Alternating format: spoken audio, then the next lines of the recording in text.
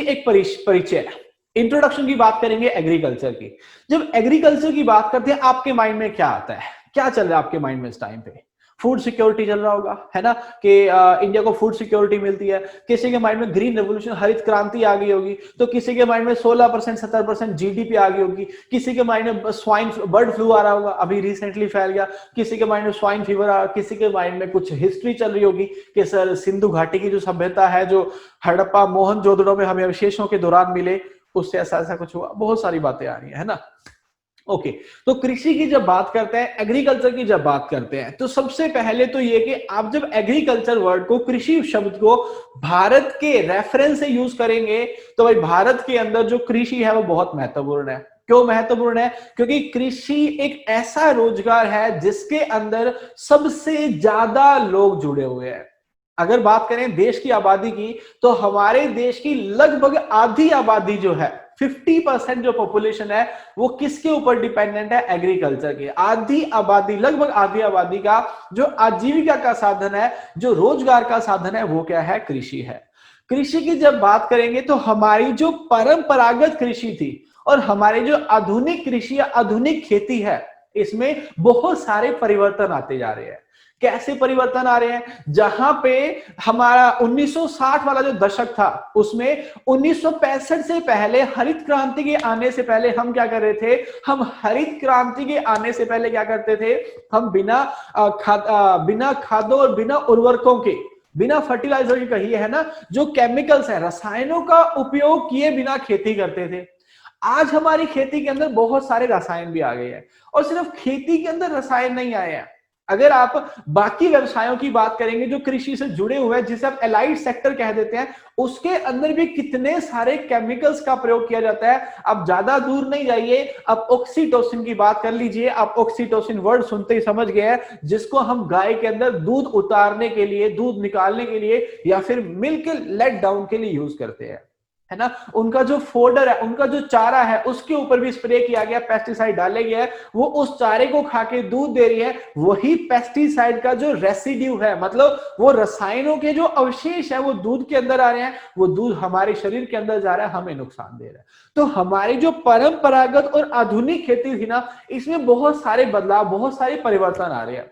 और ये परिवर्तन ऐसे नहीं आ रहे हैं, इन परिवर्तनों के बहुत सारे कारण हैं। अब ये बहुत सारे कारण क्या है, देखते हैं जरा। बोला कृषि, खेती और वानिकी के माध्यम से खाद्य और अन्य सामान के उत्पादन से संबंधित है। ऐसा तो है ही, है ना। हम जब बात करते हैं कृषि की, एग्रीकल्चर की, तो खाद्यान्न उत्पादन हमारा क्या है? मेन रीजन है कि हमारी जो इकोनॉमी है आज भी कृषि आधारित है। अगर आप ना माने तो मैं आपको बता देता हूं, 1960 के आसपास का जो टाइम था, है ना, 1960 का दशक था, ये वो दशक था जब भारत में हमारे यहाँ पे जो आपका क्या है, गेहूं और धान जो है ना, गेहूं और धान जो था, ये अवेलेबल नहीं था, उपलब्ध नहीं था पर्याप्त मात्रा में। लोगों को भूखमरी की कंडीशन का सामना करना पड़ रहा था। इंडिया के अंदर लोग भूख से मर रहे थे। इस भूख से मरते हुए भारत को देखते हुए हमने क्या किया? हमने कुछ ऐसी प्रयोग की तकनीकें, ऐसी तकनीकों का प्रयोग किया जिससे प्रोडक्शन को बढ़ाया जा सके। वो आप सारे लोग जानते हैं कि 1960 में वो भूखमरी का सामना किया। 1963 के अंदर हमारे यहाँ पे क्या हुआ? नई वैरायटी को इंट्रोड्यूस किया गया, और 1965 के दौरान हम क्या लेके आए? हरित क्रांति लेके आए। तब से लेके आज तक हम क्या है? हम अपने आप में एक फूड सिक्योर नेशन है। फूड सिक्योर समझते हैं? फूड सिक्योरिटी मतलब हमारे पास क्या है? पर्याप्त खाद्यान्नों की व्यवस्था है कि हमारी जो जनसंख्या है, हमारी जो पॉपुलेशन है, उन सभी के लिए हमारे पास क्या है? खाने के लिए भोजन पर्याप्त है। फिर चाहे वो हम एमएसपी के थ्रू प्रोक्योरमेंट कर रहे हो, मतलब मिनिमम सपोर्ट प्राइस, न्यूनतम समर्थन मूल्य के को उपयोग करते हो, हम चाहे खरीद रहे हो, या फिर पीडीएस, पब्लिक डिस्ट्रीब्यूशन सिस्टम को उपयोग करते हुए लोगों में बांट रहे हो, खरीदना या बांटना, लेकिन ये सारा क्या है? ये हमारा खाद्यान्न का एक क्या है? सिस्टम है, खाद्यान्न की आपूर्ति करने का सिस्टम है। तो हम एग्रीकल्चर की जब बात करते हैं तो मेन एग्रीकल्चर का पर्पस क्या है? खाद्यान्न, और साथ साथ अन्य सामान जो हमारे एग्रीकल्चर से हमें मिलते हैं, उसके लिए हम क्या करते हैं? कृषि करते हैं, एग्रीकल्चर करते हैं। कृषि एक मुख्य विकास था जो सभ्यताओं के उदय का कारण बना। ये भी आप जानते हैं, मैंने शुरू में आपको बताया, हड़प्पा और मोहनजोदड़ो की बात करी, जहां पे एग्रीकल्चर की बात करेंगे आज भारत की बात करें तो आज हमारा भारत देश कुछ देशों से पीछे और बहुत सारे देशों से आगे भी है। लेकिन अगर आप क्या करेंगे, प्राचीन सभ्यताओं के साथ जाएंगे, अगर आप उठाएंगे हिस्ट्री को, तो वहां पे आप जानेंगे कि हमारा जो भारत देश है मोहनजोदड़ो के अंदर मिले अवशेषों से, जहां पे देखा गया कि 2 वीट की ऐसी किस्में, गेहूं की ऐसी किस्में जो इस टाइम पे पंजाब और जो आपका उत्तर भारत है वहां उगाई जाती हैं, उसके अवशेष उस टाइम भी पाए गए। मतलब जो भारत देश था वो क्या था, वो कृषि में काफी विकसित हो चुका था दूसरे देशों की तुलना में। तो यहां पे कहा गया कृषि एक मुख्य विकास था, क्योंकि हमारी जो सभ्यताएं हैं, जो एंशिएंट मैन है, जो आदि मानव है, उसका विकास जब हुआ तो उसके विकास में कृषि एक सबसे महत्वपूर्ण कारक था। आप सोच रहे होंगे सर कि महत्वपूर्ण कारक क्यों था? उसका जो मुख्य कारण था, उसका मुख्य कारण यह था कि जब तक ह्यूमन का सेटलमेंट, मतलब मनुष्य का स्थिरीकरण नहीं होता, तब तक उसका विकास नहीं। तो भटक रहे यहां वहां, उसका रहने का ठिकाना नहीं है, और उसको रहने के लिए मजबूर किया, या फिर ये कहिए कि रहने के लिए प्रेरित किया किसने?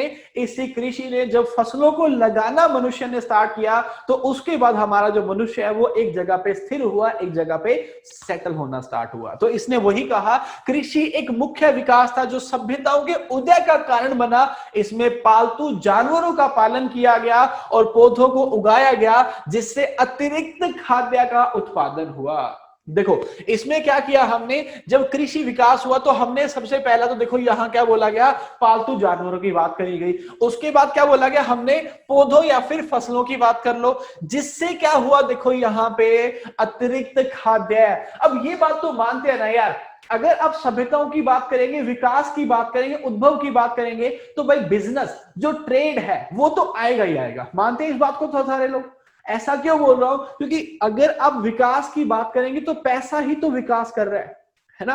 अब अपनी फिलोसफी को मत लेके आइए कि सब कुछ पैसा नहीं है, ये नहीं है, वो नहीं है। आप भी जानते हैं, आप आज ये वीडियो या लेक्चर देख रहे हैं किसके लिए? जॉब के लिए। जॉब किसके लिए? पैसे के लिए। लास्ट में तो यही है कृषि का विकास। इसका मतलब क्या? हमारे किसानों के पास पूंजी आनी चाहिए, पैसा आना चाहिए, उनके पास मनी आनी चाहिए। तो यहां पे मैंने मनी की बात क्यों की? बिकॉज देखो, जब तक तो मेरे पास अतिरिक्त खाद्यान्न नहीं है, मान लो मेरी फैमिली है, मेरा परिवार है, उसको 5 क्विंटल चाहिए एक साल के लिए, तो 5 क्विंटल ही होता है, तो मैं व्यापार की बात नहीं, ट्रेड की बात नहीं करूंगा। लेकिन जब मैं सरप्लस प्रोड्यूस करूंगा, जब मेरे पास खाद्यान्न का अतिरिक्त उत्पादन होगा, अभी तो मेरे माइंड में बिजनेस आएगा ना, अभी तो व्यापार की बातें आएंगी। तो एग्रीकल्चर जो है, कृषि जो है, वो सभ्यताओं के विकास में बहुत इंपॉर्टेंट है। क्यों? क्योंकि यहाँ पे आपने पौधों का, फसलों का लगाना शुरू किया, यहाँ पे अतिरिक्त खाद्यान्न उत्पादन आया। जैसे ही अतिरिक्त आया, अब क्या आएगा? व्यापार आएगा। व्यापार आएगा तो आप एक दूसरे लोगों से मिलेंगे, यहां वहां जाएंगे, सड़कों का विकास करेंगे, ट्रांसपोर्टेशन सिस्टम को स्ट्रॉन्ग करेंगे, और आपका विकास होता जाएगा। मतलब ये जो है, इसने मुख्य भूमिका निभाई हमारे विकास में। तीसरा क्या बोला गया? इससे अधिक घनी आबादी और स्तरीकृत समाज के विकास को सक्षम बनाया। ये तो आपको मैंने समझा ही दिया है ना। अधिक घनी आबादी की बात करूं तो आप भारत देश की बात कर लीजिए, है ना। हमारा जो देश है घनी आबादी वाला देश है, क्योंकि आज अगर आप बात करेंगे तो हमारा जो पुराना जनगणना का जो हमारा पॉपुलेशन सेंसस है ना, वो क्या बोलता है? हमारे जनगणना के आंकड़े बोलते हैं कि हमारी जो जनसंख्या है वो 121 करोड़ है। 121 करोड़ मतलब 1 अरब 21 करोड़ है। ये तो पुराना 10 साल 9 साल पहले का, अब 9 साल पहले के आंकड़े हैं। अभी की बात करें तो अनुमान लगाया जा रहा है कि 1 अरब और 30 से 35 करोड़ के बीच बीच हम हैं। तो इतनी घनी आबादी वाले क्षेत्र में आपको खाद्यान्नों की आपूर्ति करनी है, तो इसने वही कहा, इसने अधिक घनी आबादी और स्तरीकृत समाज के विकास को सक्षम बनाया। स्तरीकृत समझते हैं ना, जिसे हम स्ट्रैटिफिकेशन भी कह देते हैं, मैं आपको आगे समझाऊंगा। विकसित दुनिया में यह क्षेत्र जैविक खेती यानी कि परमाकल्चर या फिर कार्बनिक कृषि या फिर कार्बनिक खेती से लेकर गहन कृषि यानी कि औद्योगिक कृषि तक फैली है। मैं इसको भी समझा देता हूं। इसने यहां पे क्या लिखा? इसने यहां पे क्या बोला? यहां बोला गया विकसित दुनिया में। विकसित दुनिया की बात करो, आज अगर आप बात करें इंडिया की, तो विकासशील देश है, ये डेवलपिंग नेशन है। बहुत सारे नेशन जो डेवलप्ड हो गए हैं, लेकिन हम भी उसी दौड़ में लगे हुए हैं। तो इस दौड़ में अगर देखूं मैं, तो यहां बोला गया जैविक खेती से लेकर गहन कृषि। ये जैविक खेती क्या है, जिसे आप ऑर्गेनिक फार्मिंग कह देते हैं, जिसे आप कार्बनिक खेती कहते हैं, जिसे आप पर्माकल्चर कहते हैं, जिसे आप परमानेंट एग्रीकल्चर कह देते हैं। ये क्या होता है जी?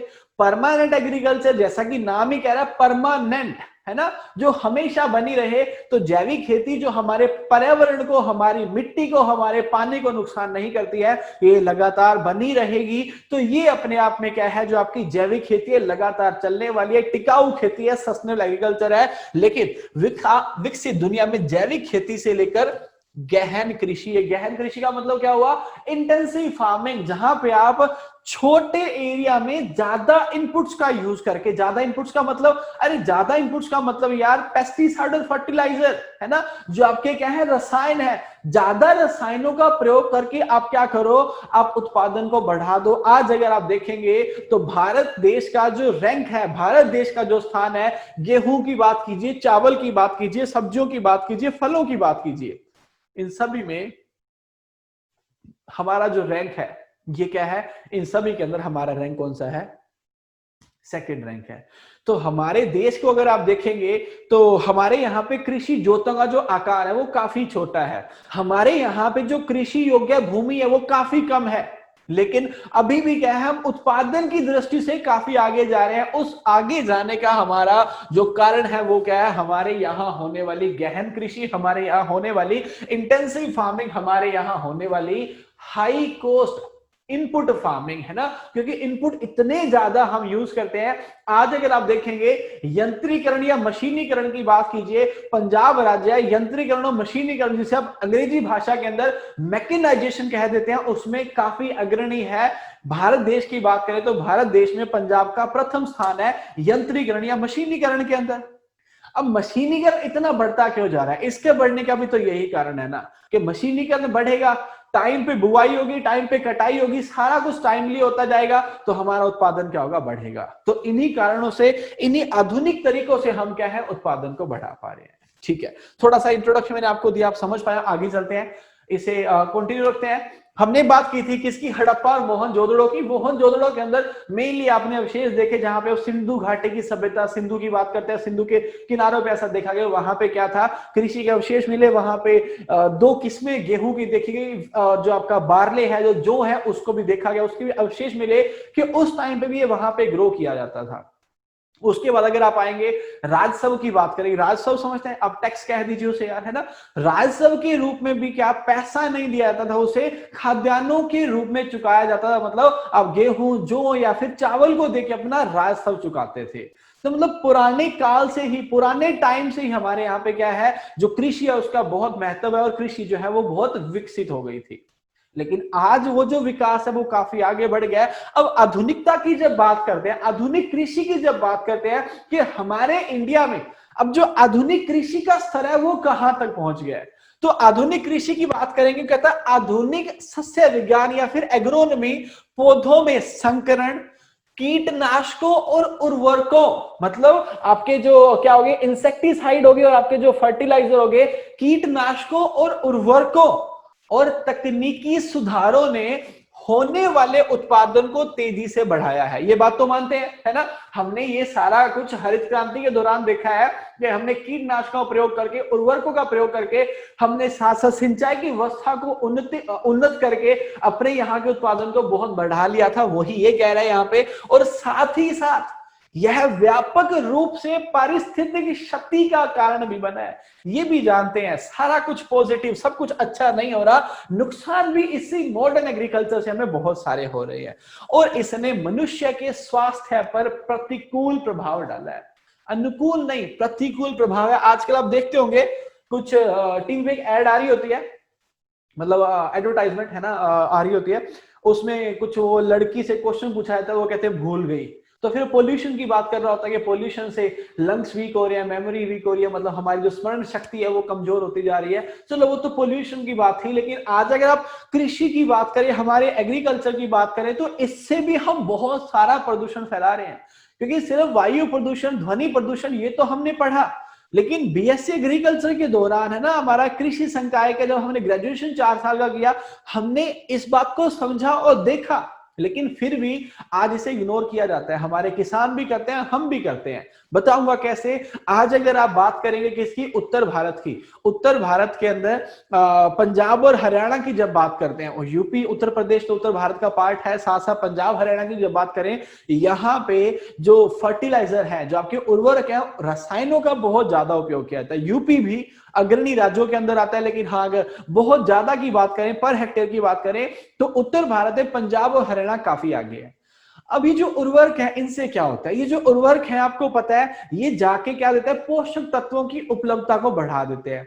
लेकिन ये कौन से वाले पोषक तत्व दे रहे हैं, वो जिनको रसायनों से बनाया गया है, वो कोई नेचुरल नहीं है ना, उन्हें कोई प्राकृतिक तरीकों से या फिर प्राकृतिक कारकों से नहीं बनाया गया, उन्हें रसायनों से बनाया गया है।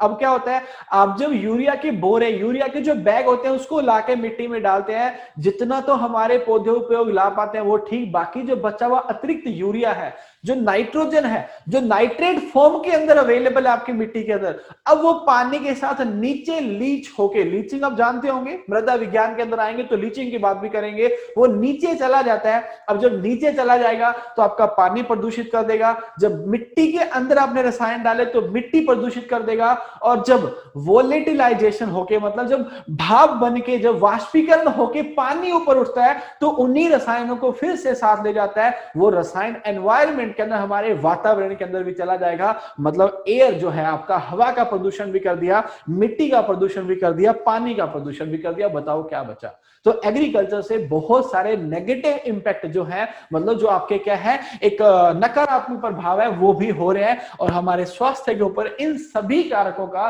प्रतिकूल प्रभाव पड़ रहा है। फिर बोला गया चयनात्मक प्रजनन, एनिमल हस्बेंड्री की बात करें, पशुपालन की जब बात करते हैं, तो कहता है चयनात्मक प्रजनन और पशुपालन की आधुनिक प्रथाओं, जैसे गहन सुअर खेती व मुर्गी पालन ने मांस के उत्पादन में वृद्धि की है। ये बात तो आप मानते हैं ना। जब मीट की बात करें, मांस की उपलब्धता की बात करें, तो पहले इतना नहीं था।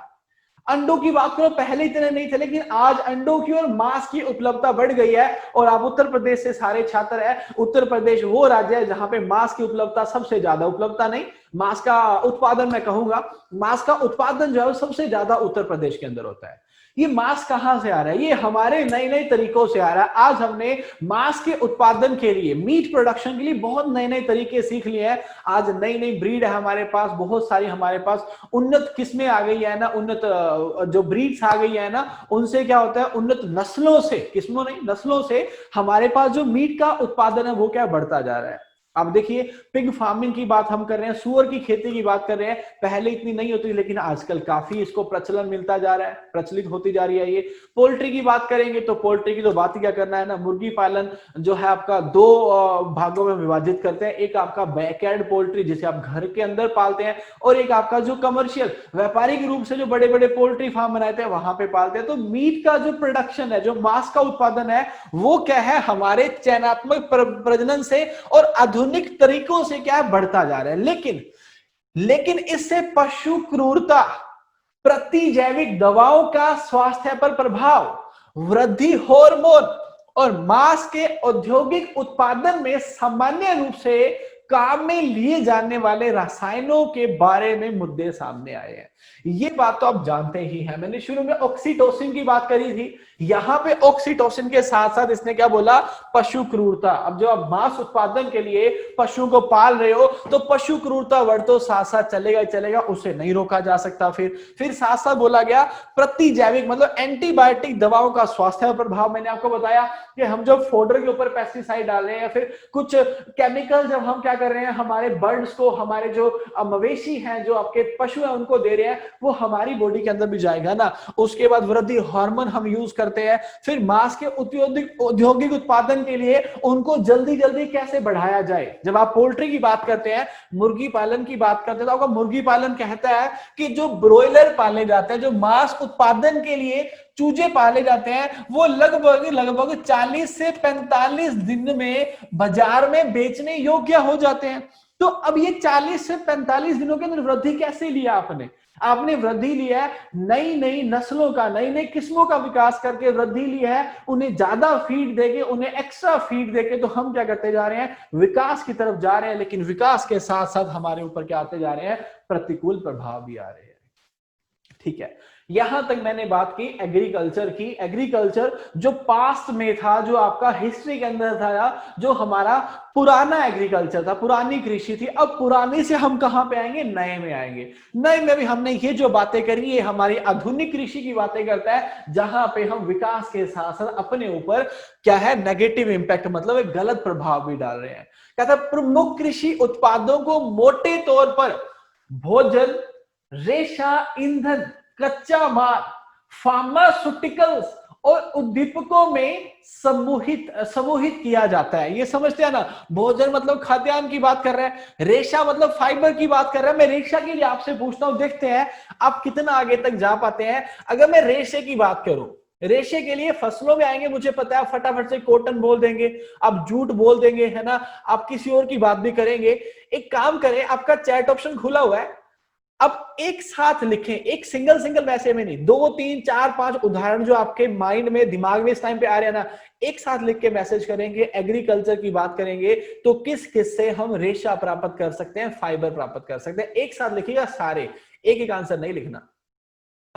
बोला गया प्रमुख कृषि उत्पादक मोटे तौर पर भोजन और रेशा। रेशा मैंने आपसे पूछा था, मैंने आपको बोला था कि रेशा आपको एग्रीकल्चर से एग्जांपल देने हैं, ना कि फसलों के एग्जांपल देने हैं। क्योंकि आपको पता होगा बहुत सारे गारमेंट्स, बहुत सारे ब्लैंकेट्स हैं जहां पे आप क्या करते हो, अलग अलग टाइप के जो रेशे हैं, जो फाइबर है, उनको यूज करते हो। पश्मीना नाम आपने सुना होगा, है ना, बड़ा फेमस है। पश्मीना कोई फसलों से नहीं आता, आप लोग जानते हैं, ये पशुपालन का भाग आता है। उसके बाद कितनी सारी आपने फाइबर या रेशे सुने हुए हैं जो हमें भेड़ की उन्नत नस्लों से मिल रहे हैं, ना कि फसलों से। फसलों में तो कॉटन और जूट छोटा बच्चा भी जानता है, लेकिन आपको पता होगा आप कोकोनट भी लिख सकते थे, आप वहां पे क्या आपका पाइनएप्पल भी लिख सकते थे, पाइनएप्पल से मिलता, और भी बहुत सा एग्जांपल है। लेकिन बात वही है, अपनी प्रारंभिक के साथ साथ मुख्य परीक्षा को भी टारगेट करें। इसने कहा कृषि उत्पाद में भोजन मिला हमें, रेशे मिले, ईंधन आप सब लोग जानते हैं, कच्चा माल आपको पता ही है, औद्योगिक क्षेत्र जितना भी है, जितनी भी इंडस्ट्री है, जो फैक्ट्रीज है, वो क्या करते हैं, इसी कच्चे माल को यूज करते हैं, उपयोग में लाते हैं।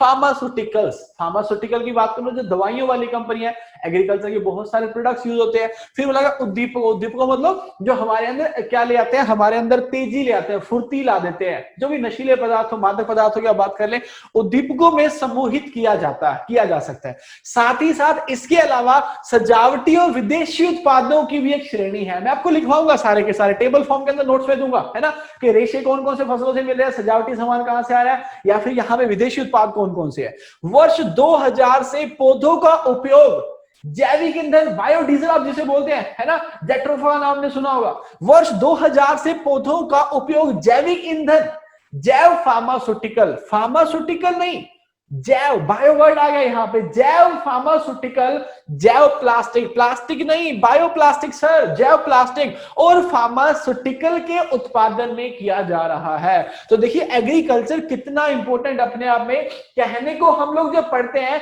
तो कहते हैं कि सकल घरेलू उत्पाद के अंदर जो आपकी कृषि का योगदान है वो लगभग कितना है, मात्र 17% है।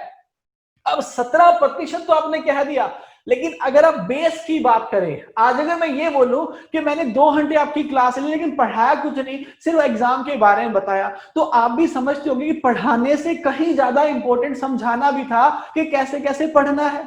तो वही तो बात है कि एग्रीकल्चर की जब बात कर रहा हूं तो सर एग्रीकल्चर जब आपका जीडीपी में योगदान तो कम दे रहा है। 1950 की बात करें तो जीडीपी में 1950 के टाइम पे ऑलमोस्ट कितना, लगभग 50%, 45 से 50% योगदान आपका जीडीपी में, सकल घरेलू उत्पाद में, ग्रोस डोमेस्टिक प्रोडक्ट में आपका कृषि दिया करता था।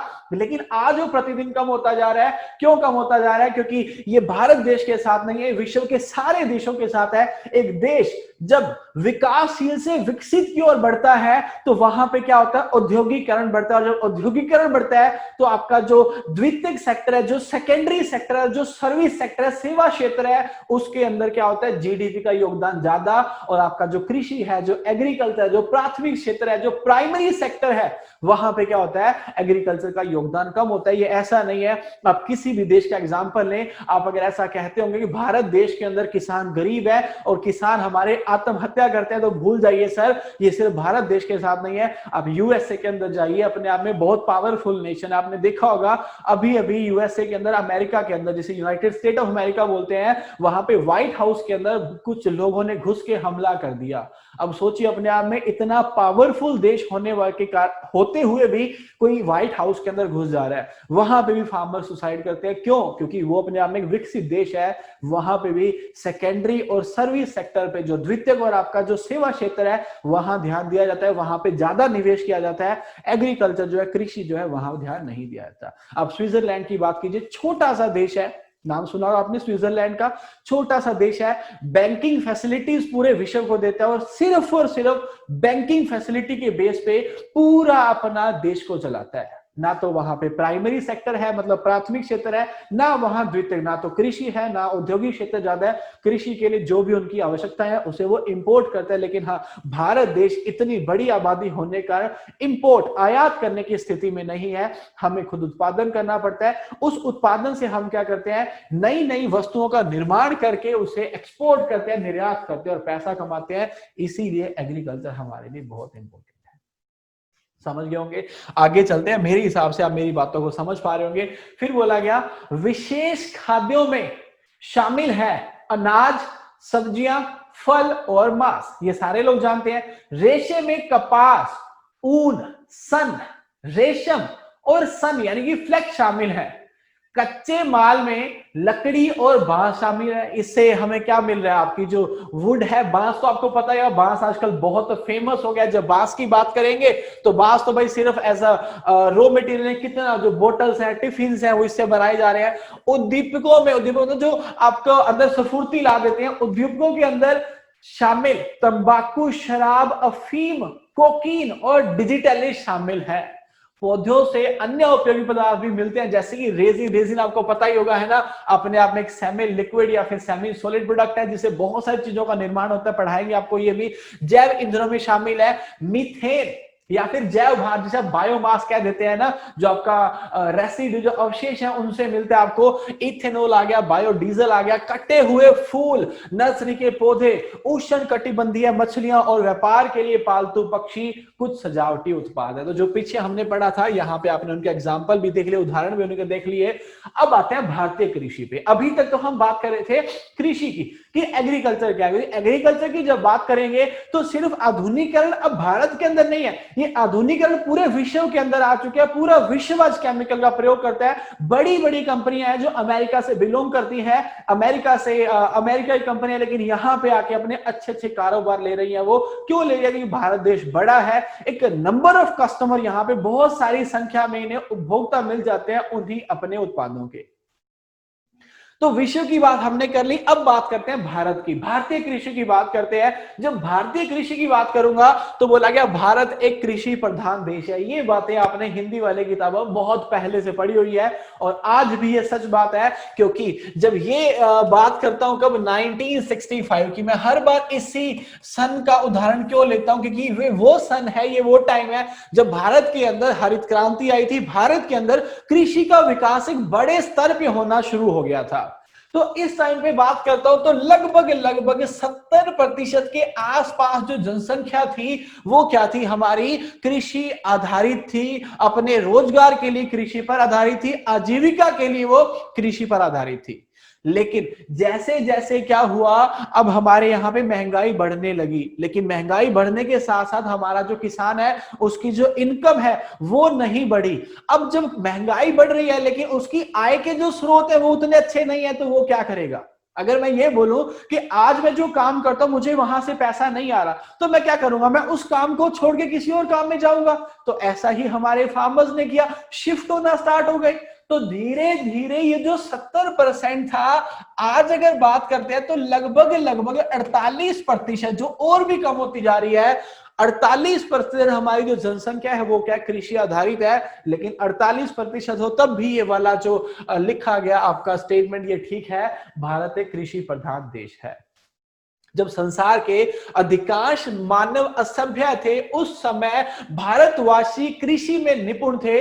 इस बात का इतिहास साक्षी है। मैंने इतिहास की बात आपको पहले ही बता दी, आपकी अवशेषों की जो मोहनजोदड़ो से मिले, जहां पे पता चला कि भारत देश के अंदर बहुत पहले से किसकी, गेहूं की और जौ की खेती की जाती थी। जौ का अतिरिक्त उत्पादन किया जाता था, उसे व्यापार के रूप में भी यूज किया जाता था। राइट। नेक्स्ट क्या बोला गया, कृषि के साथ पशुपालन व्यवसाय संलग्न है। ये तो आप जानते ही है। आज अगर आप बात करेंगे हमारे भारत देश की, भारत देश में लगभग 86% जो किसान है, ये 86% हमारे जो किसान है, ये क्या है, ये स्मॉल एंड मार्जिनल किसान है। स्मॉल एंड मार्जिनल, छोटे और मार्जिनल जो हमारे किसान है। स्मॉल एंड मार्जिनल, छोटे मार्जिनल किसानों का मतलब क्या होता है, जिनके पास लैंड कितनी है, जमीन कितनी है, 1 हेक्टेयर से कम या फिर 1 से 2 हेक्टेयर, मतलब 86% जो है उनके पास जो लैंड है वो कितनी है, 2 हेक्टेयर से कम है। 2 हेक्टेयर का मतलब समझते होंगे ना, जिसे आप 5 एकड़ कह देंगे, है ना सॉरी 5 एकड़ कह दीजिए या फिर आप उसे 2 हेक्टेयर कह दीजिए, बट हाँ बीघा के अंदर मत फंसिएगा, क्योंकि बीघा की जब बात करेंगे तो बीघा क्या होता है, ये हमारा लोकल टर्म है, इसे जगह जगह बदल दिया जाता है, कहीं पे कुछ कहा जाता है, कहीं पे कुछ। तो जब भी कुछ याद करें, या तो हेक्टेयर के अंदर या फिर एकड़ के अंदर आप याद कीजिए।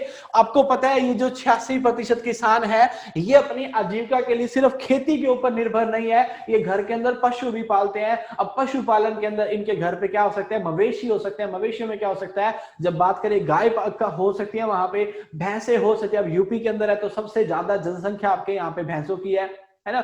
वहां पे बकरी पालन हो सकता है, भेड़ पालन हो सकता है, या फिर कोई और व्यवसाय हो सकता है जिनसे क्या है, उनकी रोजी रोटी चलती है। तो वही यहां बोला गया, कृषि के साथ पशुपालन का जो व्यवसाय है वो भी क्या है, वो उसके साथ संलग्न है। नेक्स्ट बोला गया, वर्तमान देश की लगभग 48% जनसंख्या अपनी जीविका के लिए प्रत्यक्ष रूप से कृषि कार्यों पर निर्भर है। जहां तक मैं उम्मीद करता हूं, ऐसा जो महत्वपूर्ण तथ्य आपके सामने आते हैं, आप उसे अपनी नोटबुक के अंदर लिख रहे होंगे, क्योंकि यही आपके पेपर में कोई ना कोई उठ के आ जाएगा। और नहीं भी आएगा तो आप जब मेंस के अंदर किसी प्रश्न का उत्तर मुख्य परीक्षा में जब लिखेंगे, तो यही वो आंकड़े होंगे जो आपको ज्यादा नंबर दिलवाएंगे, जो आपको लोगों से आगे लेके जाएंगे। आंकड़े बहुत महत्वपूर्ण है। आप जब किसी के सामने जाएंगे तो कुछ आपको अच्छी बातें करनी पड़ेंगी, जो इन सब बातों को याद रखते जाइएगा। आगे बोला गया, विश्व में चीन के बाद भारत ही वह दूसरा देश है जहां इतनी बड़ी संख्या में लोग कृषि कार्य में संलग्न है। क्योंकि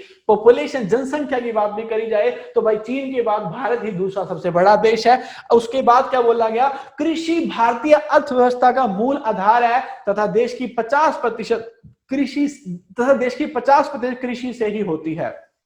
यहाँ पे जनसंख्या की बात करना चाह रहे हैं, क्योंकि 48% हमने कहा, तो बहुत जगह पे ये भी लिखा था देश की आधी जनसंख्या, क्योंकि आप 48% कहेंगे तो आधी उसे कहा जा सकता है लगभग। नेक्स्ट बोला गया, देश में घरेलू उत्पाद में कृषि क्षेत्र का लगभग 26% योगदान है। ये जो कुछ डेटा है, ये पॉसिबल है कि आपके एग्जाम तक आके चेंज हो जाएंगे, तो इनको मैं फिर उस टाइम पे आपके साथ साथ अपडेट करता रहूंगा। देश में कुल निर्यातों में कृषि का योगदान इस टाइम पे जो था वो देखिए कितना था, 1999 2000 में 43% जबकि आज अगर बात करेंगे तो ये 43% सिमट के कितना रह गया है, लगभग 16% रह गया। अब आप सोचेंगे सर 16% क्यों रह गया, क्या लोग जो पहले दालें खाते थे इंडिया से आयात करके वो खाना बंद कर दिए? नहीं नहीं, समझिएगा। अगर मैं ये बोलूं कि 1999 और 2000 के टाइम पे क्या होता था, मान लो 16 रुपए का, 16 नहीं ये वाला 43 रुपए है ना, तो 43 का एग्जाम्पल, 43 एग्जाम्पल लेते हैं।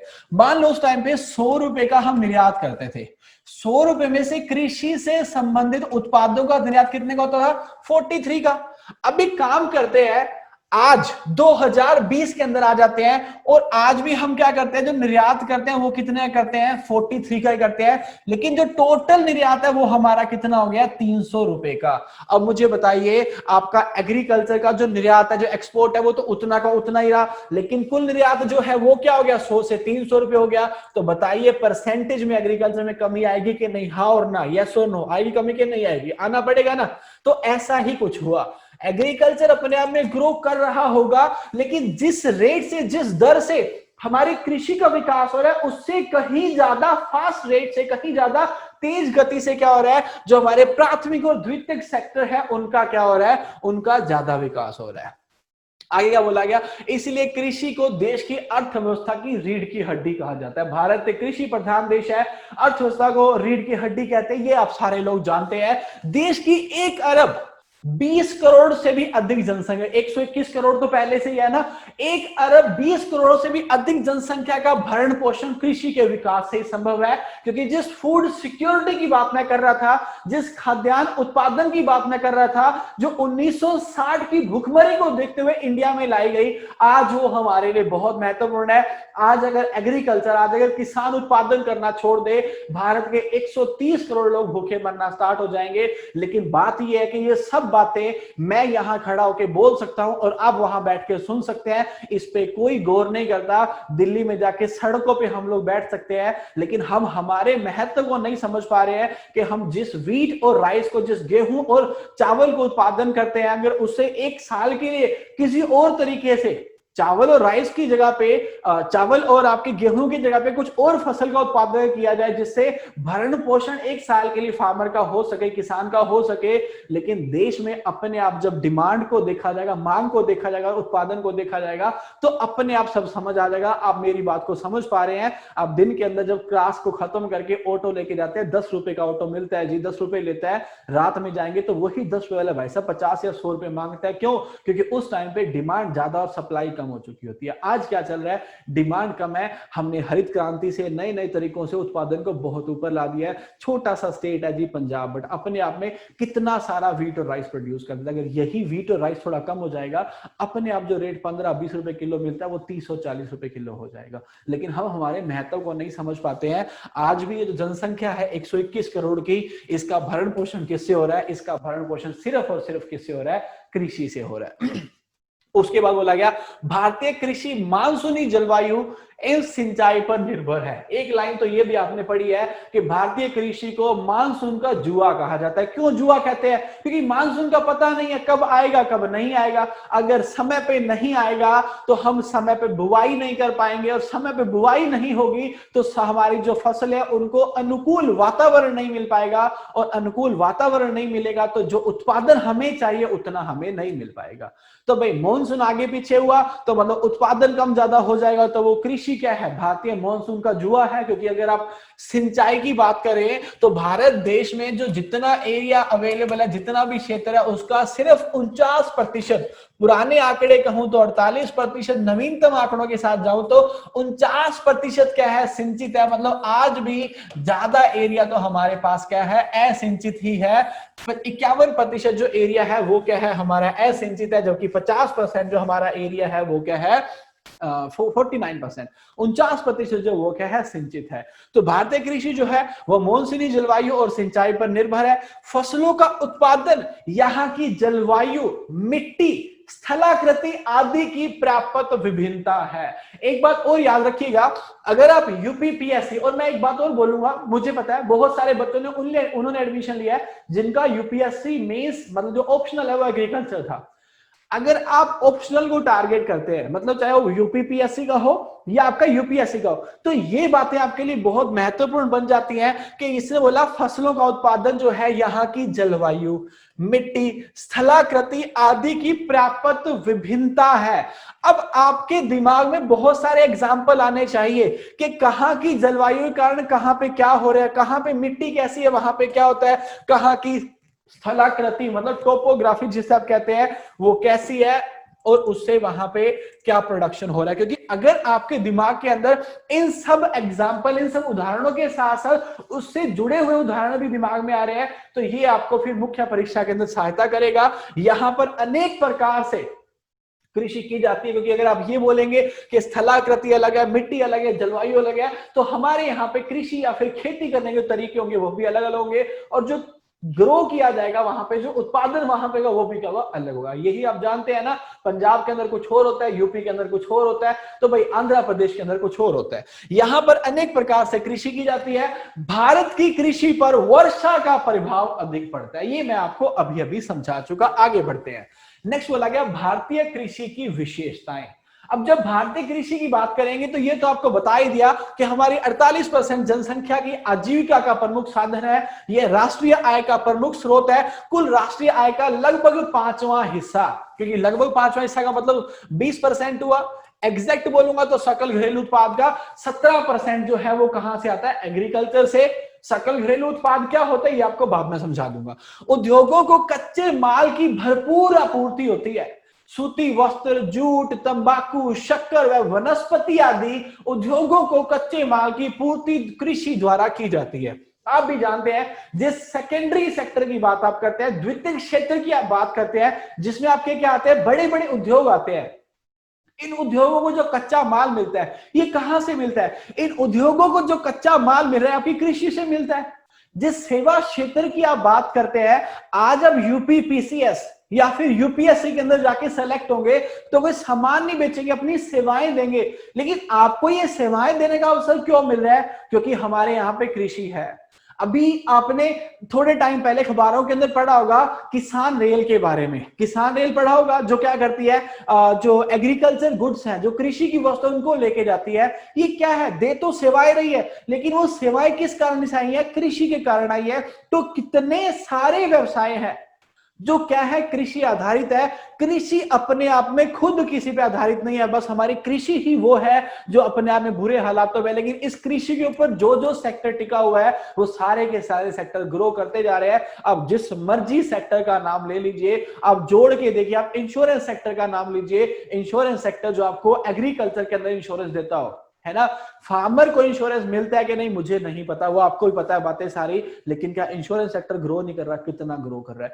अब जहां भी जाएंगे, बैंकिंग की बात करें, हमारे फार्मर्स का लोन एनपीए हो रहा है। एनपीए समझते हैं, नॉन परफॉर्मिंग एसेट्स, है ना। बैंक क्या करता है, अपनी सेवाएं देता है। लेकिन क्या बैंक डूब रहे हैं, sir I don't think so, डूब नहीं रहे। आप बोलेंगे हाँ सर वो डूब गया था, कंगाल हो गया था, मर्ज हो गया, तो अब हमारे किसानों की स्थिति देखिए, उनसे बदतर स्थिति है ना। तो ये खुद नहीं बढ़ रहे, बट इनके आधारित जो क्या है उद्योग है वो सारे के सारे बहुत वृद्धि से क्या कर रहे हैं, ग्रोथ कर रहे हैं, बहुत वृद्धि से क्या कर रहे हैं, आगे बढ़ते जा रहे हैं। तो कच्चे माल की बात होगी। हमारे यहां कृषि में श्रम की प्रधानता है, कृषि का अधिकांश कार्य किसान हाथ से करते हैं, ये बात भी आप जानते हैं। जहां पे मैं थोड़े समय पहले आपसे बात कर रहा था मशीनीकरण या फिर यंत्रीकरण की, जिसे आप अंग्रेजी भाषा के अंदर क्या कह देते हैं, मैकेनाइजेशन कहते हैं। तो मशीनीकरण और यंत्रीकरण में पंजाब राज्य आगे हो सकता है, लेकिन अगर आप बात करेंगे उत्तरी पूर्वी राज्यों की, नॉर्थ ईस्टर्न स्टेट की, उत्तरी भारत की बात कर लीजिए, उत्तर भारत थोड़ा आगे चला गया है, लेकिन हाँ बहुत सारे राज्य वो भी हैं जो बहुत पीछे है। आज भी हमारे यहाँ पे जो कार्य है वो देसी हल से या हाथों से किए जाते हैं। हमारे यहाँ पे जो कृषि है उसमें क्या है, श्रम की प्रधानता है, क्योंकि मैकेनाइजेशन, मशीनीकरण, यंत्रीकरण हमारे यहाँ पे कम है।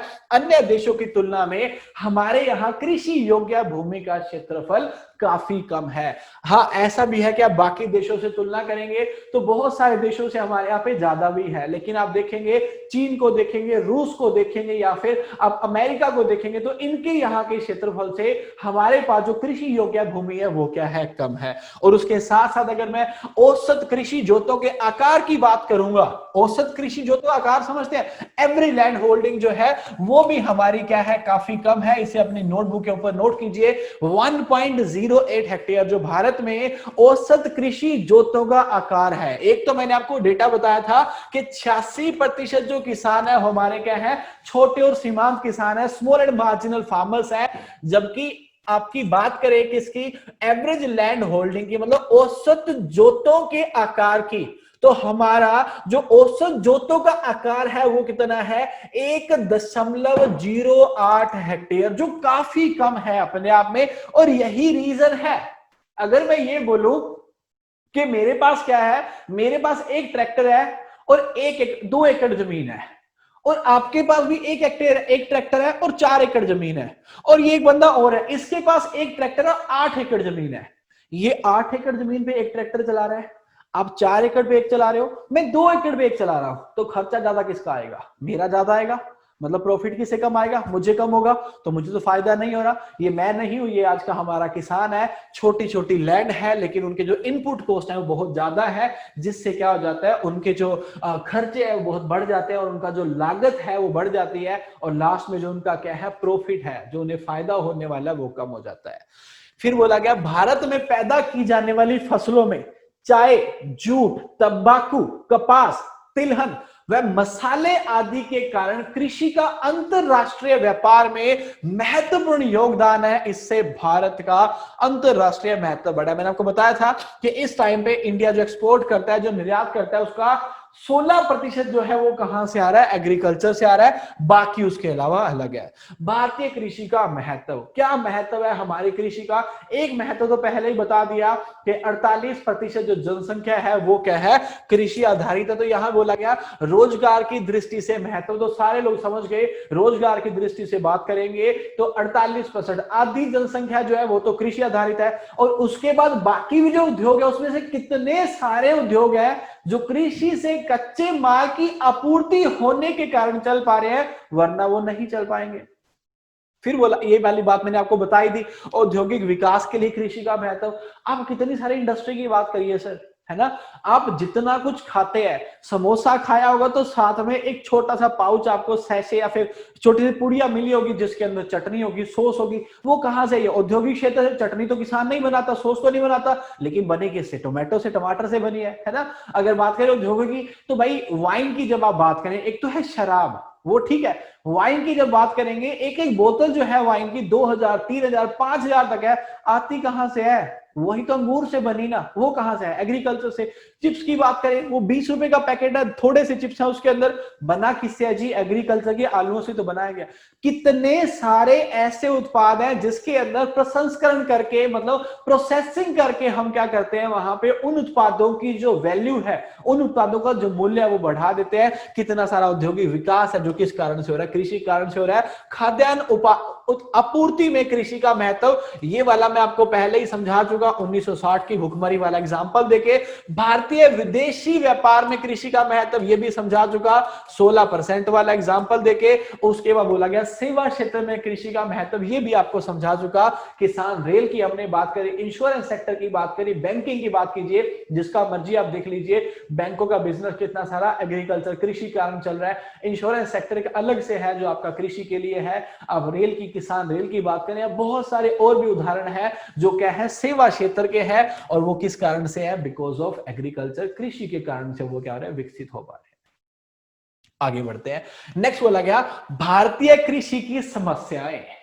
अब ये वाला जो पॉइंट है ये सारे लोग जानते हैं, बहुत सारी बातें आप भी मुझे बता देंगे, सर हमारे यहां पे जागरूकता नहीं है, हमारे यहाँ पे सिंचाई की व्यवस्था नहीं है, हमारे यहाँ पे बिजली की आपूर्ति नहीं है, हमारे यहाँ पे उन्नत बीजों की व्यवस्था नहीं है। आप भी बहुत सारी समस्याओं को जानते होंगे, है ना? कुछ एक और समस्या मैं आपको बताता हूं। कृषि की वर्षा पर निर्भरता, है ना? मॉनसून की जो हमारा भारतीय कृषि है वो मॉनसून आधारित है, मॉनसून का जुआ है। आप समझते हैं, एक समस्या हमारे लिए। जोतों का छोटा आकार, आपको बताया कि 1.08 हेक्टेयर हमारे यहाँ पे औसत जोतों का आकार हो गया है, जो काफी कम है, जिससे हमारा प्रोडक्शन क्या हो रहा है? हमारा प्रोडक्शन तो ठीक ठाक हो रहा है, बट हमारा जो इनपुट कॉस्ट है वो बढ़ता जा रहा है ना, जो लागत मूल्य है वो क्या है? बढ़ता जा रहा है, जिससे फसलों से उत्पादन के बाद जो आय आती है उसमें फायदा हमारे किसानों को ज्यादा नहीं हो पाता। प्रति हेक्टेयर कम उत्पादन, क्योंकि अगर आप 10 हेक्टेयर में खेती करेंगे तो उत्पादन भी अच्छा आएगा, लेकिन जब खेती आप 1 हेक्टेयर के अंदर कर रहे हैं तो आप उतना अच्छे से खेती नहीं कर पाएंगे, उत्पादन कम होगा आपका। मिट्टी की कम उत्पादन क्षमता, है ना? हमारी जो मिट्टी है उसकी जो फर्टिलिटी है कहां पे? तो मिट्टी जहां पे हमारा यूएसडीए का नाम सुना, अभी अंग्रेजी के अंदर ही है ना? United state department of agriculture, ये कहता है कि वर्ल्ड के अंदर ऑन एन एवरेज जो क्या है, वर्ल्ड के अंदर ऑन एन एवरेज मिट्टी के अंदर अगर बोलेंगे तो मिट्टी के अंदर जो ऑर्गेनिक मैटर है, जो कार्बनिक पदार्थ है, वो कितना है? वो 5% है। लेकिन भारत हमारा कहता है कि नहीं नहीं नहीं, हमारे यहाँ पे 5 नहीं है, हमारे यहाँ पे क्या है? 0.5 से 1.5 तक है। मतलब अगर इसकी बात भी करेंगे तो हमारे यहाँ जो प्रोडक्शन है, जो मिट्टी का उत्पादन है, जो मिट्टी की क्या है? उपजाऊ क्षमता है, वो क्या है? वो काफी कम है। उसके बाद और समस्या क्या है जी? हमारी जनसंख्या का अधिक दबाव। अब जनसंख्या का अधिक दबाव है ना, वो एग्रीकल्चर के लिए दोनों ही तरीकों से काम करता है, सकारात्मक रूप से और नकारात्मक से भी। सकारात्मक तो ऐसे कि जितनी हमारी आबादी है, हमारा देश कृषि प्रधान बना रहेगा, कृषि को नहीं छोड़ा जा सकता। लेकिन साथ साथ नकारात्मक कुछ ऐसे है कि जितनी आबादी बढ़ती जा रही है, जंगलों को काटा जा रहा है, बहुत सारी कृषि योग्य भूमि है जिसको हम क्या कर रहे हैं, रूपांतरित करते जा रहे हैं, हमारे औद्योगिक क्षेत्र के रूप में वहां पे घर बनाते जा रहे हैं। उससे क्या हो रहा है, कृषि आधारित जो कृषि योग्य हमारी भूमि है वो कम होती जा रही है। रूढ़िवादी किसान, ये आप बात जानते हैं साथी, है ना। आप बहुत सारे लोग हैं जो किसान के परिवार से ही आए हैं, है ना। आपको सब पता है हमारा जो किसान है वो पुरानी मान्यताओं के साथ चलता है, वो आज भी उन रूढ़िवादी बातों में विश्वास रखता है जो आज के टाइम में ठीक नहीं है, लेकिन उन्हीं बातों के साथ हमारा किसान चल रहा है। आप बोलेंगे सर कौन सी बातों की बात कर रहे हैं आप, और कहीं क्यों जाते हैं आप, सीधी सी बात करिए, आपके यहाँ पे जो ग्रो होता है वो क्या होता है, जो आपका पड़ोसी करता है, जो आपका एरिया करता है, या जो आपके यहाँ पे है। ऑफ कोर्स आपका एरिया ग्रो करता है, आप चलते आ रहे हैं, सालों से वही खेती चलती आ रही है, वही 1965 से धान या फिर आपका गेहूं हम लगाते आ रहे हैं, हम किसी और फसल पे जा ही नहीं रहे। माना कि जलवायु आधारित हमारी कृषि है, लेकिन उसका मतलब ये नहीं है कि 2 ही फसलें हम लगा सकते हैं, कुछ तो और हमारे पास क्या होंगे, ऑप्शन होंगे, लेकिन हम नहीं जाते क्योंकि हम हमारी रूढ़िवादिता को नहीं छोड़ते हैं। सिंचाई की सुविधाओं का अभाव, आपको बताया मैंने, 49% हमारे पास क्या है, सिंचाई के साधन है, बाकी हमारे पास क्या है, असिंचित एरिया है। उन्नत बीज एवं उर्वरकों का अभाव, आप देखिए ना, आप जब मार्केट की बात करते हैं, मार्केट में एक तो प्रमाणिक बीज होते हैं, सर्टिफाइड सीड होते हैं, उसके बाद एक होता है ट्रुथफुल लेबल सीड। आपको सर्टिफाइड सीड बहुत कम मिलते हैं। अक्सर मैं देखता हूं पंजाब के अंदर किसान भटकते हुए, किस कारण से, या तो यूरिया के कारण से या फिर प्रमाणित बीजों की कमी होने के कारण से, मिल ही नहीं पाते। देखा मैंने, है ना, एक स्टेट से दूसरे स्टेट में, राजस्थान से वो यूरिया को लेके आ रहे हैं, भाई वहां से यहां तक ट्रांसपोर्टेशन में कितना खर्चा बढ़ जाता होगा, है ना। और बीच में गवर्नमेंट बड़े प्रॉब्लम क्रिएट करती है जब ऐसा कुछ होता है। एक तरफ है तो गवर्नमेंट कहती है one nation one market, e-NAM जब आया, ई-नाम जानते हैं, राष्ट्रीय कृषि बाजार, नेशनल एग्रीकल्चर मार्केट, वहां पे बोला गया वन नेशन वन मार्केट, मतलब एक देश और एक बाजार। दूसरी तरफ हमारे जो प्रधानमंत्री जी है वो कहते हैं कि आप जहां चाहें भारत में कुछ भी बेच सकते हैं। इधर थोड़े दिन पहले मुख्यमंत्री साहब हमारे जो हरियाणा के, उन्होंने ट्वीट में लिख दिया कि राजस्थान के किसान अगर आएंगे यहाँ पे बेचने के लिए बाजरा मक्का तो उन पे केस कर दिया जाएगा।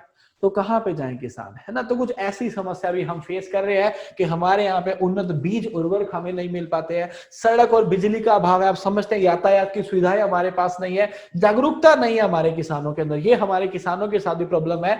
फसल बीमा तक पर्याप्त पहुंचना होना, एग्रीकल्चर में इंश्योरेंस सेक्टर तो है लेकिन हमारा फार्मर उतना अवेयर नहीं है, और हमारे फार्मर को सारी की सारी जो इंश्योरेंस की सुविधाएं हैं वो भी नहीं मिल पाती है। तो ये क्या है, ये कुछ एक हमारी भारतीय कृषि की समस्याएं हैं। आगे बढ़ेगी, यहां तक मैंने क्या किया, यहां तक मैंने आपको एग्रीकल्चर का इंट्रोडक्शन करवाया, कृषि के बारे में सामान्य जानकारी मैंने आपको दे दी। उम्मीद करता हूं कि सारी बातें आपके दिमाग में बैठी होंगी, आपने समझा होगा, क्योंकि मैं जब पढ़ाता हूं तो एक बात अपने दिमाग में बहुत अच्छे से लेके चलता हूं कि मैं वो ब्लैक एंड व्हाइट स्टडी नहीं करवाऊंगा। क्यों नहीं करवाऊंगा, क्योंकि आज मेरे पास एक अवसर मिला है मुझे, क्योंकि अभी तक मैं पढ़ाता सिर्फ उन एग्जाम्स को जिसमें रटवाना पड़ता है, पढ़ाना कम पड़ता है। मैंने जब यूपीएससी की तैयारी की थी, ऑप्शनल में जब मुझे एग्रीकल्चर चूज करना था तो मेरे पास गाइडेंस के लिए कोई नहीं था। हो सकता है मेरा दिमाग उतना विकसित ना हो उस टाइम पे, लेकिन मुझे कोई ऑप्शन नहीं मिला, कि उस टाइम पे तो ये यूट्यूब गूगल इतना नहीं थे, आजकल तो जियो आ गया तो काफी आपकी पहुंच हो गई है, उस टाइम पे नहीं मिल पाया था, तो मैंने मेरा ड्रीम ड्रॉप करा था। लेकिन आज मैं अच्छे समझता हूँ कि वो कमियां जो उस टाइम पे रह गई थी उनको मैं अब दूर कर सकता हूँ। मैं आपको ऐसा इसलिए बता रहा हूँ कि थोड़ा सा समझदारी से चलिएगा। अगर आपको लगता हो कि बेसिक एग्रीकल्चर के लिए नीमराज सुंडा या अरुण कात्यायन पढ़नी है तो आप गलत है। मैं क्षमा चाहता हूं, ये राइटर्स बहुत अच्छे हैं, उनकी किताबें इंडिया में बेस्ट है, इनसे अच्छी किताब नहीं है, लेकिन इनसे खराब किताब भी नहीं है अगर आप इस एग्जाम की तैयारी करेंगे, क्योंकि ये आपसे डिटेल में मांगेगा। वो कॉम्पिटिटिव एग्जाम जो आप पहले देखे हैं उनमें तो अच्छी किताबें होंगी, लेकिन अभी नहीं है। तो आप इस चीज का ध्यान रखिएगा। मैं जब पढ़ाऊंगा तो मैं यही लेके चलूंगा कि मेरा बच्चा पढ़ नहीं रहा, मेरा बच्चा बस मूवी देख रहा है, ख्यालों में खो जाया करो। मैं ये नहीं कहता कि क्लास में बैठे तो कॉन्सेंट्रेट रहो, लेकिन ख्याल कोई भाई किसी और के नहीं, इसी के ख्याल आने चाहिए। 48% जनसंख्या के, 16% एक्सपोर्ट के, है ना। सोचो अच्छा ये समस्या है, ये सुझाव हो सकते हैं, ये निदान हो सकते हैं। घूमिए, माइंड के अंदर इमेज को कैप्चर कीजिए। अगर आपके दिमाग के अंदर तस्वीरों के रूप में अगर यही चीजें सारी आ जाएंगी ना, आप इसे एग्जाम के असर यूपीएससी के अंदर, यूपीपीएससी के अंदर ऑफिसर बनने के बाद भी नहीं भूलेगा। रट्टा मारेंगे तो बड़ी आसानी से भूल जाएंगे।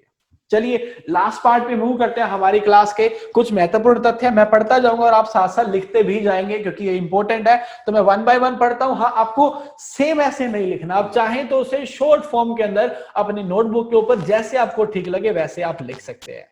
तो सबसे पहला यहाँ पे क्या बोला गया, देश की कुल श्रम शक्ति का लगभग 48% भाग कृषि और इससे संबंधित उद्योग और धंधों से अपनी आजीविका चलाता है। हाँ, 48% कृषि पे अगर संबंधित उद्योग और धंधों में आप सेकेंडरी और टर्शरी सेक्टर में जाएंगे तो शायद फिर ये इससे भी ऊपर चला जाएगा, क्योंकि डेयरी सेक्टर के अंदर काम करने वाले श्रमिक को हम इसमें काउंट नहीं कर रहे हैं। ये सीधा सीधा वो लोग हैं जो एग्रीकल्चर पे डिपेंडेंट है। ठीक है, आगे क्या लिखा गया, विश्व में चावल उत्पादन में चीन के बाद भारत का दूसरा स्थान है। भारत में खाद्यान्नों के अंतर्गत आने वाले कुल क्षेत्र के करीब 47% भाग पर चावल की खेती की जाती है। अब देखो इसने क्या बोला, जितने भी हमारे यहाँ पे खाद्यान्नों का उत्पादन हो रहा है ना, उसमें लगभग आधे क्षेत्र में, क्योंकि 47% मतलब आधा तो हो ही गया, 47% में क्या होता है, सिर्फ और सिर्फ चावल होता है। इसीलिए आप पढ़ते हैं कि हमारी जो मुख्य फसल है, हमारे देश की जो मुख्य खाद्यान्न फसल है वो क्या है, वो चावल ही है, गेहूं नहीं है। वो उत्तर भारत में गेहूं हो सकता है लेकिन इधर गेहूं नहीं आएगा। आगे आपको जो गेहूं वाली बात है वो भी क्लियर कर देता हूं, साथ साथ लिखते रहिए, मैं 2 मिनट का टाइम भी दे दूंगा लास्ट में। विश्व में गेहूं उत्पादन में चीन के बाद भारत का दूसरा स्थान है। देश की कुल कृषि योग्य जमीन के लगभग 15% भाग पर गेहूं की खेती होती है। देखिए सर, खाद्यान्नों में 47% तो आपका चावल लेके जा रहा है, गेहूं कितना लेके जा रहा है, सिर्फ और सिर्फ 15%। मतलब ज्यादा क्या है, ज्यादा नहीं 3 गुना लगभग हमारा क्या है, चावल है। तो चावल हमारे यहाँ की मुख्य फसल है। ओके, तो यहाँ पे आप दोनों पॉइंट को समझ गए, राइस वाला और मतलब चावल वाला, दूसरा गेहूं वाला भी फिर बोला गया। देश में गेहूं के उत्पादन में उत्तर प्रदेश का प्रथम स्थान है, जबकि प्रति हेक्टेयर उत्पादन की बात करें तो फिर उत्तर प्रदेश ने फिर प्रथम स्थान किसका है, पंजाब का प्रथम स्थान है। हरित क्रांति का सबसे अधिक प्रभाव गेहूं और चावल की कृषि पर पड़ा, परंतु चावल की तुलना में गेहूं के उत्पादन में अधिक वृद्धि हुई। और इसका कारण यह था कि जब हमारे यहाँ पे हरित क्रांति आई थी तो हरित क्रांति को शुरू करने के लिए सबसे पहले उत्तर भारत के कुछ राज्य जैसे कि पंजाब, हरियाणा और उत्तर प्रदेश को चुना गया था। यहाँ पे चावल की बजाय गेहूं की ज्यादा खेती होती है, तो इसीलिए हरित क्रांति में चावल का उत्पादन उतना नहीं बढ़ पाया जितना किसका बढ़ा, गेहूं का उत्पादन बढ़ा। आगे बढ़ते हैं, कुछ इंपॉर्टेंट तथ्यों की बात हम कर रहे हैं। नेक्स्ट यहाँ पे क्या लिखा गया, नेक्स्ट यहाँ पे बोला गया, भारत में हरित क्रांति लाने का श्रेय डॉक्टर एम.एस. स्वामीनाथन को जाता है। भारत में हरित क्रांति की शुरुआत 1965 में हुई थी। ये बहुत नॉर्मल सा फैक्ट है, इसे सब लोग जानते हैं। ये भी जानते होंगे, इसके बाद हमारा एक प्रोग्राम था जिसका नाम HYVP था, हाई यील्डिंग वैरायटी प्रोग्राम, है ना। यहाँ पे उन्नत किस्मों को हम लेके आए थे हमारे किसानों के लिए। वो प्रोग्राम जो है वो 1966-67 में चलाया गया था। इसीलिए कभी कभी हरित क्रांति की जो शुरुआत है ना, वो इस टाइप पे भी लिखी जाती है। वो क्यों लिखते हैं, क्योंकि जो उत्पादन में वृद्धि हुई थी, जो उत्पादन का बढ़ना स्टार्ट हुआ था, वो एक्चुअली इस टाइम पे स्टार्ट हुआ था। लेकिन इंट्रोडक्शन जो है, शुरुआत जो है, वो कब हुई, 1965 के अंदर। अगला लिखा गया, प्रथम हरित क्रांति के बाद 1983-84 में द्वितीय हरित क्रांति की शुरुआत हुई, जिसमें अधिक अनाज उत्पादन, निवेश और किसानों को दी जाने वाली सेवाओं का विस्तार हुआ। इसी हरित क्रांति को और आगे हम लेके गए, जिसे हमने क्या बोल दिया, द्वितीय हरित क्रांति कहा, जो कब आई, 1983-1984 के दौरान आई। और इसके साथ साथ और बता दूं मैं, ये तो द्वितीय हरित क्रांति की बात कर रहा है, एक स्कीम है bringing green revolution to eastern states, जो आपके क्या है, पूर्वी राज्य है, वहां पे जो हरित क्रांति आई है वो कब आई है, वो लगभग 2010 के आसपास आई है। बाकी स्कीम्स आपको बताऊंगा जो आपके एग्जाम की दृष्टि से महत्वपूर्ण होंगी।